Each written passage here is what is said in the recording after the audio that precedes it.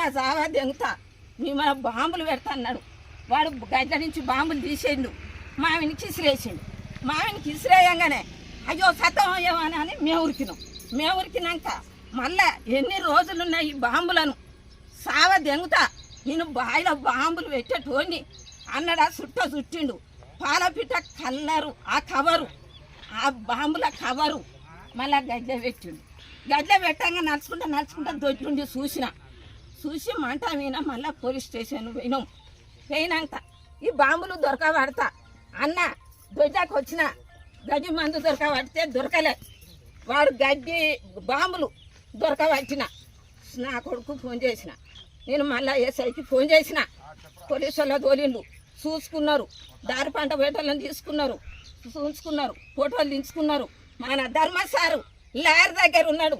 నేను రాను, నేనేం పనికొత్తా, ఏం పిక్కపోలే ఊకున్నాక ఏం చేసిండు, మళ్ళీ తెల్లారి వచ్చిండు, అవి పట్టుకున్నారు, పోయిండ్లు. 20 మంది పెద్ద మనుషులు ఉండగానే ట్రాక్టర్ దొక్కిస్తా, నిన్ను జావా దెంగుతా, నేను వెనకడనే జైల్లో ఉన్నాను, నేను ఇప్పుడు జైల్లో ఉంటా. నీ మొగాడు ఏం చేస్తాడే, వాడు కుంచోడు. నీ మరిది ఏం చేస్తాడే, తొంటోడు. నువ్వేం చేస్తావే, ఆడదానివి.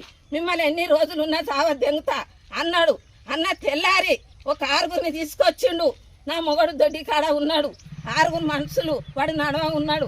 వద్దు, నువ్వు చచ్చిపోతావు, నీ తమ్ముడు లేడు, రా వాడు సాధంతో 10 మంది 20 మంది పెద్ద మనుషులనే అన్నాడు. వాడు వెనకాల జైలు ఉన్నాడట.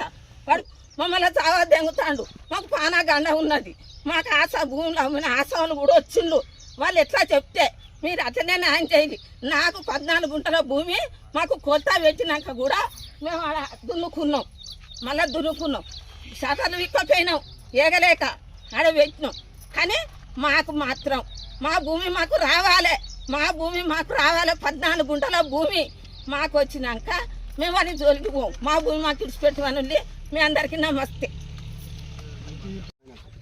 లెక్కగా ఆయన ఇప్పుడు లొల్లి పెడతాడు, కానీ అది ఎన్నడు పోయినా జరగకుండా ఇంకా 50 ఏళ్ళు అయినా ఉర్రంగా జరపవాలి. కానీ ఇప్పుడు ఆడు జబర్దస్త్గా తప్పు చేస్తాడు, కానీ ఎన్నడు ఎవరిది భూమి పక్కకు తీసుకునేది అయినా చేయవచ్చు.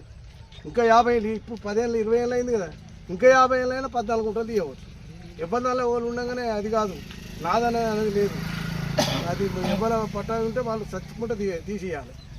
నాది ఉన్నదనగా నాకే రాజ్యం వెళ్ళిందని కాదు. అది ఆయన ఏంటంటే తప్పు మాట్లాడుతాడు, కానీ ఆయన ఒకవేళ నీకు వద్దు అని అనుకుంటే ఇయ్యని 10 వంతు ఇస్తాం. ఇప్పుడు పైసలు ఇక ఇయ్యని 1,75,000 అమ్మిన నేను, మొత్తం 5 ఎకరాలు 10 వంతులు ఇస్తా ఇవ్వను. ఎందుకు ఇవన్నీ లొల్లులు చెప్పు, ఎక్కడున్నది ఎక్కడే చూసుకోవాలి, పెట్టుకొని సపరేట్గా అమ్ముకోవాలి. ఎందుకు లొల్లులు?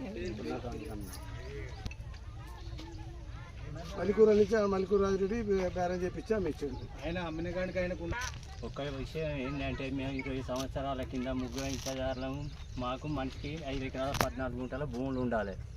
మాకు ఇల్లు వెళ్ళకనో ఆ రోజులలో అమ్మేసినాం, వాళ్ళని బతుకు అన్నాం. వాళ్ళు ఉండలేక లొల్లులు పెట్టుకుంటారు. మొదటి పాలు ఉందంటే మా నాన్న ఏదో తాతలో తనలో అప్పుడు అందాల కొలుచుకున్నాం. మా నాన్న ఇంత ఎక్కువ వెళ్ళింది ఓ విషయాల వాళ్ళు సర్దుబాటు చేసుకొని 36 సార్లు కొలిచింది. మేము వచ్చి చెప్పినాం, మంచిగా బతకర్రా, మంచిగా చేసుకోర్రా, మీరు ఇచ్చింది మాకు ఏం మొదలు కాలేదు. 20 ఏళ్ళ కింద 30,000కు 5 ఎకరాల 14 గుంటలు అమ్ముకున్నాం. మేము ఒప్పుకుంటాను, వాళ్ళని పంచుకోమంటే పంచుకోలేక లొల్లులు పెట్టుకుంటాను, తన్నుకుంటాను, గుద్దుకుంటాను, పోలీస్ స్టేషన్లో పోతాను, వ్యవహారాలు నడుతున్నాయి. అది విషయం. మా లోటుపాటు అయితే ఏం లేదు, మేమైతే సర్దుబాటులో అమ్మాం. నా పేరు జోగారెడ్డి గుళ్ళసార. మా బాబు అమరాక కాస్తుల్నే ఉన్నారు, పంచుకున్నారు, గెట్లు పెట్టుకున్నారు. వాళ్ళకి ఖచ్చితంగా 5 ఎకరాల 14 గుంటలు ఇవ్వచ్చిందే ఇచ్చినాం, అయిపోయింది. గెట్లు పెట్టేది మళ్ళీ ఇప్పుడు లొల్లి పెట్టుకుంటే అది మంచిగా ఉంటుంది. 5 ఎకరాల 14 గుంటలు వాళ్ళకు ఉండవలసిందే, పొలపెల్లి సరే ఉండవలసిందే అని నా పద్ధతి.